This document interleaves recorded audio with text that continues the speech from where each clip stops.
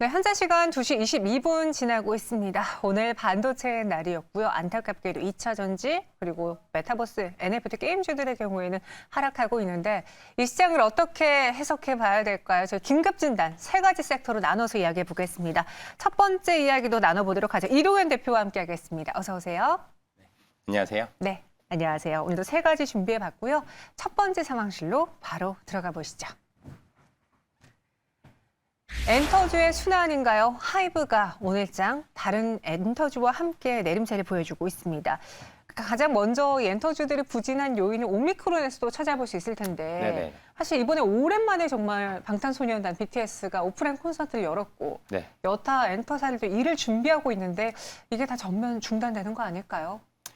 그 오늘 속보로 또 나왔는데 네. 거리두기 4단계 준하는 조치가 곧 발표됐고 집합 금지도 좀 검토 중이다. 내일 이런 뭐 나온다면서. 이슈가 네. 있어요. 근데 최근에 이제 오미크론 관련해서 국내에서도 확진자가 5명이 나왔고 미국에서도 어제 확진자가 나왔습니다. 그래서 전 세계적으로 지금 빠르게 확산 중인데 아까 서두에 말씀드린 것처럼 내일 정도면 이렇게 그 관련된 조치가 나올 거예요.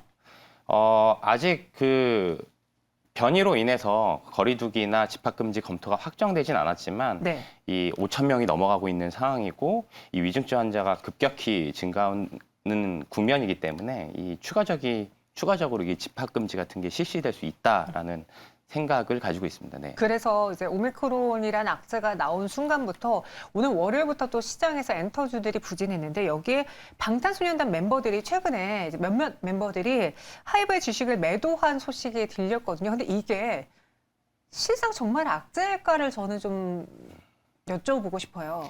이 최근에 이제 10월부터 11월 초까지 멤버들이 약 100억 규모 정도를 팔았더라고요. 네. 이 방시혁 의장이 증여를 한 부분이 멤버 1인당 6만 8천 주, 그래서 총 48만 주를 증여를 했거든요. 이 규모로 보면 한 1,600억 정도 수준이에요. 근데 하이브 시가총액이 한 13조 원 수준이니까 사실 규모는 크진 않죠, 매도 규모가. 그런데 문제는 지금 오미크론이 변이가 확산되는 이 센티가 좋지 않은 상황에서 나오다 보니까 주가에는 일단 부정적으로 반응을 한 것 같아요. 그리고 이걸 하이브만의 문제가 아니라 이 컨택 업종의 동반부진으로 이해하는 면이 좋을 것 같고요. 네. 최근에 또 올해 6월부터 8월까지 이 메타버스, 엔터 관련된 메타버스 펀드들이 자산운용사들이 많이 출시를 했어요. 최근까지 보시면 주가 수익률이 굉장히 좋았거든요. 근데 네. 연말을 앞두고 이 환매 물량이 좀 나오는 것 같습니다. 이 대부분의 펀드가 지금 스탁고 기준으로는 약 1조가 넘을 것 같은데 네. 연말 앞두고 일부 환매 물량이 지금 나오고 있는 모습인 것 같아요. 네. 사실 어느 기업이든 대주주가 대량으로 보유 주식을 매도하면은 투자자 입장에서는 더 이상 이 회사에 대해서 거는 기대가 좀 적은가라고 생각할 수 있는데 저는 또 기사를 보니까 이 방탄소년단 멤버들도 최고점에 매도한 건 아니더라고요. 네, 그래서 일정 부분 좀 수익 실현하고 싶지 않았나라는 생각이 들었는데 네. 이 역시도 오늘 장에는 일단 엔터주의 심리가 많이 급격히 악화된 상황에서 악재로 작용을 하고 있고요. 그럼 이 순환을 어떻게 대응해 봐야 될지 우리가 예상치 못한 오미크론이 또 나타났습니다. 엔터주들 그리고 하이브 대응 전략은요? 일단은 올 초 주가가 하이브가 15만 원이었는데 현재 33만 원 수준으로 지금 최고점 대비는 한 20% 정도 빠졌거든요. 네. 근데 올해 실적이 영업이익 2천억이고 내년도에는 3,600억 정도 수준으로 YY로 한 80% 정도 성장을 할 것 같아요. 그래서 실적 측면에서는 무리가 없을 걸로 보여집니다. 근데 최근 시장을 보시면 섹터 로테이션이 굉장히 빠르게 진행 중입니다. 이 금일 게임이나 2차 전지 업종도 하락하는 중이고 IT를 시작으로 시클리컬 업종과 철강 업종 이 구경제가 좀 반등하는 상황이거든요. 네. 그런데 제 생각은 당분간 이런 흐름이 좀 지속이 될 것 같아요. 그래서 이 고퍼주들은 좀 보수적인 접근이 필요한 상황이다라고 보여집니다. 보수적인 접근이 필요하다. 네, 네. 당분간은 이 PER이 높은 종목들은 조금 좀 천천히 좀 네. 기다렸다가 그렇게 보시면 될 것 같아요. 사실 엔터주 그리고 하이브가 고공행진할 때는 이 종목이 너무나 사고 싶었는데 매수하지 못한 분들이 많았거든요. 근데 지금 구간에서는 살짝 쉬었다가 매수해봐도 접근해봐도 좋지 않겠느냐 보수적인 의견 주셨습니다. 이어서 두 번째 상황실로 넘어가 보시죠. 무엇이 문제인가? 포스코케미칼입니다. 포스코케미칼 주주분들이 항상 걱정하시는 게 왜 도대체 이 종목은 가지 못하느냐, 왜 이렇게 무겁냐라는 말을 굉장히 많이 하시는데 아직은 포스코케미칼이 철강이란 옷을 또 강하게 입고 있어서인가요? 피카 우려가 있어서인가요? 일단은 사실은 포스코케미칼의 주가의 동의는 사실 2차 전지 맞아요. 쪽이죠. 예. 그래서 이 철강 같은 철강 사업부도 매출이 뭐 빠진 거나 그런 건 없습니다. 사실은. 3분기 실적 보면은 매출액 5천억에 영업이익 320억 나왔는데 사실 시장에서는 360억 이상을 기대했거든요. 그래서 생각보다는 실적이 안 나왔고 이 주가가 지금 정체돼 있는 거는 1분기 양극재 매출액이 한 1,500억 정도 수준이었고 2분기에 1,600억, 3분기에 1,700억. 이 점점 분기별로 가면서 QOQ로 양극재 매출액이 큰 폭으로 늘어나야 사실 네. 주가가 탄력도가 높을 텐데 이 QOQ로 사실은 많이 늘지 못했죠. 근데 주요 원인은 사실 이 회사의 문제가 아니라 반도체 공급 부족 때문에 전기차 생산량이 많이 안 나왔어요. 그래서 이제 양극재를 못 팔았던 상황이고 최근에 위 서두에 말씀드린 것처럼 일부 펀드들이 최근에 수익 확정 지으려고 일부 매도 물량도 지금 최근에 있는 것으로 보여집니다. 맞아요. 포스코케미칼이 뭐 철강 피카웃 우려도 있었지만 대표적으로 우리가 볼 수 있는 건 2차 전지 쪽이라서 다소 실망스러웠던 실적 그리고 이 반도체 부분에서의 공급이 미진한 게 악재로 작용을 했다 평가해 주셨습니다. 근데 오늘 보니까 또 연매출 3조 추가에 북미 대규모 공장을 지었더라고요. 이 신설 효과가 또 포스코케미칼 입장에서는 충분히 들어와 주지 않을까요? 향후에 이제 매출액으로 기대되는 규모는 약 7조 원 정도 수준일 것 꽤 큰 거고요. 이 관련된 내용은 GM과 포스코케미칼이 북미 지역의 양극재 합작 회사를 설립하기로 한 거고, 이 GM과 LG에너지 솔루션의 얼티엄 셀즈라는 합작 법인이 있는데 이쪽에다 양극재를 공급할 계획인 것 같습니다. 추가적으로 캐파는 약 3만 톤 정도가 될 것 같고요. 네. 3만 톤 규모면은 지금 판가로 따지면 약 7조 정도. 캐파는 24년도부터 공급이 진행이 될 것 같아요.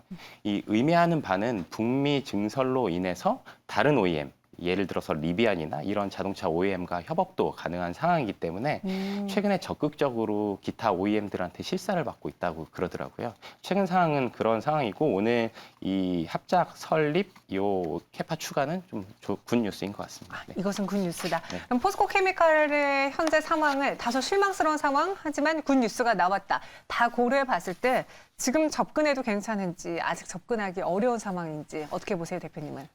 제가 요번에 파월 연준 의장의 발언을 들으면서 네. 사실 고퍼주들은 좀 조심해야겠다라는 생각을 들었는데 왜냐하면 연준 의장의 발언으로 금리 인상에 대한 우려감이 높아졌고 시기가 점점 빨라지는 그런 측면이 있기 때문에 고피해야 할 종목은 좀 당분간은 좀 쉬어가지 않을까라는 생각입니다. 2차 전지 뭐 양극재 소재의 장기 성장성은 명확한 상황이고 이 지난번에 LNF 때 한번 말씀드렸던 것처럼 이 성장성은 밸류에이션에 어느 정도 녹아 있는 상황이거든요. 그래서 저는 지금 뭐 고퍼주나 이런 거를 대응하기보다는 대형 네. 가치주의 상승 가능성을 좀 더 높게 보고 있기 때문에 포스코케미칼이나 하이브 같은 이 PR이 높은 종목은 당분간 좀 보수적으로 접근하는 게 나을 것 같다라는 의견입니다. 근데 PR이 높은 종목이라고 하면 또 대표적으로 2차 전지잖아요. 네, 맞습니다. 지금 은님이 2차 전지 오늘 전체적으로 하락하는데 저가매수 기회인가요? 라고 마침 또 물어봐 주셨거든요. 그럼 이에 대해서 대표님은 이 파월 연준 의장의 발언으로 봤을 때 지금은 저가 매수 기회보다는 조심해야 되는 구간이다. 네, 저는 그렇게 보고 있고요. 네. 최근에 이제 반도체 종목 같은 경우에 주가가 많이 올랐고 한데 그렇지만 PR이 굉장히 낮습니다. 기관 매도도 굉장히 많았고요. 이런 쪽에 시클리컬 반도체 이런 쪽의 움직임이 조금 더 지속 가능성이 있기 때문에 지금 현재 국면에서는 좀 조심하자. 그러나 장기 성장성에 대한 그 모멘텀의 훼손은 아니기 때문에 연말 연초 이후에 다시 한번 보시는 게 좋을 것 같다는 의견입니다. 장기적인 부분에 있어서의 센티멘탈 문제가 아니라 지금 현 상황, 시장 상황을 고려해 봤을 때 조심하자라고 의견 주셨습니다. 참고해 보시고요. 세 번째 상황실로 넘어가 보시죠. 게임이죠. 어떡하나요? 대표적으로 위메이드입니다. 오늘 저희가 꼽은 세 가지 섹터가 의도치 않게 방금 네. 대표님 말씀하신 고퍼주예요. 최근에 또 위메이드를 포함해서 많은 종목들이 급등을 했고 이 배경에는 메타버스 NFT가 있었는데 딱 그 말이네요. 실적이 잘 나왔는데 그동안 평가가 낮았던 저밸류 종목들이 오늘 가니까 이 게임주들이 하락한 거였나요? 일단은 최근에 의미 있는 거는 뭐 제가 계속 IT를 좀 보자라고 말씀을 드렸었는데 네. 디램 가격이 추세적으로 하락하다가 반등이 일단 나왔어요. 나온 상황이고 삼성전자를 보니까 연초 기간이 한 15조 정도 팔았고 하이닉스 같은 경우에는 25조 매도가 있었더라고요. 근데 최근에 연기금도 이 국내 주식 비중을 16.6% 정도 수준까지 낮춰놨기 때문에 추가적으로 이 주요 기관들의 매물은 더 이상 안 나오지 않을까. 그러면서 외국인의 매수가 붙으면 IT가 좀 갈 수 있겠다. 이런 생각을 가지고 있었고 최근에는 게임주 차익 실현을 하면서 IT 대형주가 올라가니까 중소형 IT 업종으로 좀 몰리는 국면인 것 같습니다. 중소형 IT 업종도 사실은 실적은 굉장히 잘 나왔었는데 네. 주가는 거의 많이 빠졌었거든요. 그래서 이런 쪽의 움직임이 현재 있는 상황이고 당분간은 이런 움직임이 지속될 가능성이 높다라고 보고 있는 상황입니다. 그리고 오늘 이런 그동안 많이 올랐던 전기, 2차 전지주, 그리고 게임주들, 메타버스주들이 하락한 배경에는 어느 정도 이제 연말에 수익률을 쫓아서 따라 사던 그런 투자자들이 네. 매도를 해서다라는 이야기도 있던데요. 네, 맞습니다. 아까 서두에 말씀드렸던 것처럼 메타버스 펀드라는 게 출시되고 자금이 급격하게 몰렸어요. 근데 6월에 설정이 됐다면 연말 기준으로 가면 수익률이 어마어마하거든요. 그래서 최근에 이런 물량들이 지금 나오고 있는 국면인 것 같아요.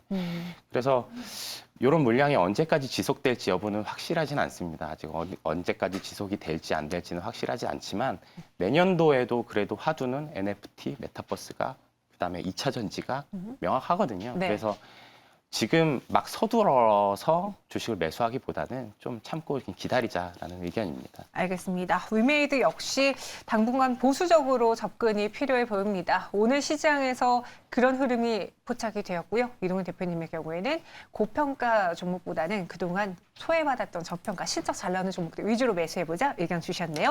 참고해 보시고요. 여기서 인사드리도록 하겠습니다. 고맙습니다. 네, 감사합니다.